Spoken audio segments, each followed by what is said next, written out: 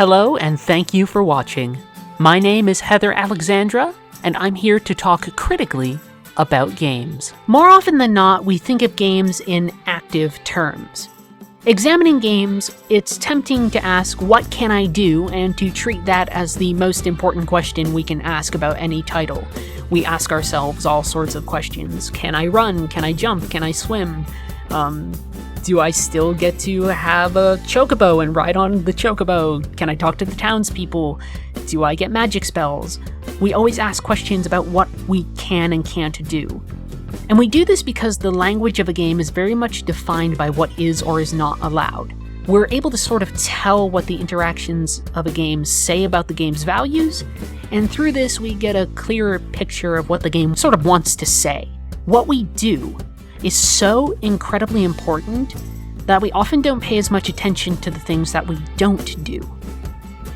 So playing games can be a long process, like a really long process, and because of that, it demands a strong pace be set in order to retain our interest. So the question is, what dictates a strong pace? Well, for me, I think it's the things that we don't do.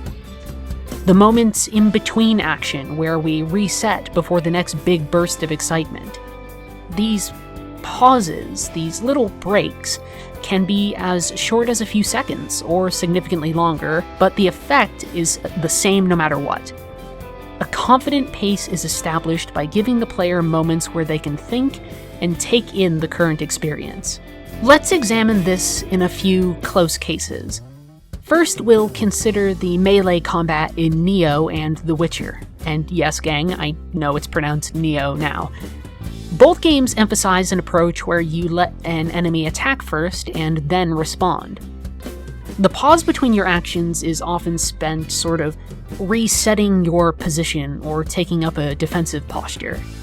This divides combat into two segments, really. It divides it sort of into active and passive modes of interaction. The balance between these interactions creates a dynamic pace, allowing us to, get drawn into the moment and it demands our focus. The tension created by acting and waiting is the thing that creates an engaging experience. It's important to note that attacking is relatively quick in these games.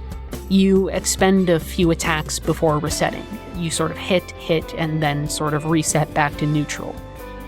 Far more time is spent waiting for the right moment to attack than just attacking in itself. And similarly, you're given tools that allow you to reset or remain in a passive state until you choose to press an advantage that you have. In Nioh, this comes from dodging, and in The Witcher 3, you're able to do this, but it offers you a bunch of different tools in order to reset combat, sort of back to a basic state if you get overwhelmed. My preferred method is upgrading my shield spell, Quen, so that it heals me when people attack it and then explodes, and it sort of knocks people back, I recover health, and then I'm sort of free to reposition myself again. Moments where you reset are crucial to pace. They're sort of like punctuation marks. I've just started playing Attack on Titan for the PlayStation 4, and it's really great. I swoop around on cables and I cut monsters in half. It's amazing. The combat in that game is really, really frantic, but the game manages to avoid overwhelming me as a player by giving me the ability to leap back and to focus on a new target at any given time. In fact, this is basically essential if you want to take down enemies efficiently. If you pay attention to the ways I'm attacking the big scary titans in the background footage right now, you might notice that a pattern starts to emerge. I attack a body part, reset and refocus, then attack, then reset, then attack, then reset, and it forms this sort of really neat percussive chain, and it's made all the more interesting for all those moments that I'm not attacking. These limitations are sometimes imposed by games themselves as well. I love playing Tracer in Overwatch, and her entire playstyle is predicated upon setting a tempo. You need to watch how often you teleport, you need to keep track of your recalls, and all of these abilities are tied to individual cooldown periods. And while that largely exists for balancing purposes, it also forces me into a certain pace whenever I'm playing as Tracer. Pacing can extend far beyond these micro moments too, however. Consider the pace of a Counter-Strike match.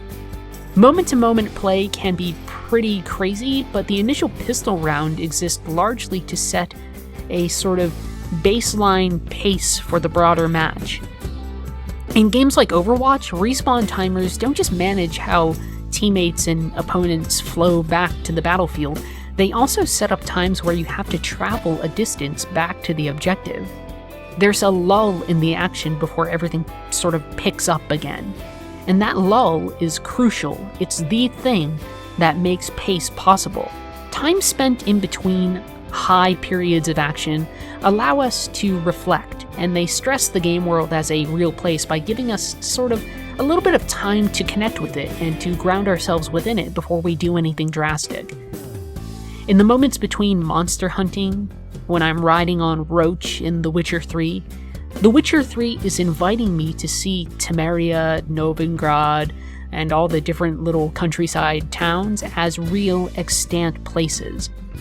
It gives greater context to my behavior, and it comes largely during portions of the game where there's not any real action. It sort of comes between all of the action. And so a strong pace sort of draws you in and makes you focus. It binds you to a world and gives weight to your actions. But pace comes from limits. It's not what you do, it's what you're not doing.